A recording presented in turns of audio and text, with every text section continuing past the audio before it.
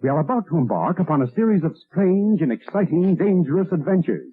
Adventures that will lead us to all parts of the world. Hello and welcome to another Bad Comic Review. This time we are looking at Army of Darkness, Bubba Ho-Tep, issue 4. This is the final installment of the miniseries from IDW and Dynamite in 2019. This issue is written by Scott Duvall, art by Vincenzo Federici, colors by Michele Monte, letters by Taylor Esposito. The editor was Kevin Kentner. I have cover A by Diego Galindo. I do like that cover, it is pretty funny. Ash giving the side eye to Elvis. So the plane has crashed, but it also threw Ash back into the future, and he's unsure as to the fate of Elvis when the Deadites attack again. And this time it's Bubba Ho-Tep and some guy in a leisure suit who's really fat. And unfortunately, it looks like he's all out of ammo. He also has to face off with Bubba Ho-Tep wielding his chainsaw. Thankfully, he does have that metal hand still. He does get some help from Elvis driving Ash's car, and the two of them have to put the smackdown on the bad guys and use the tablet to try and rid the world of Bubba Ho-Tep's evil.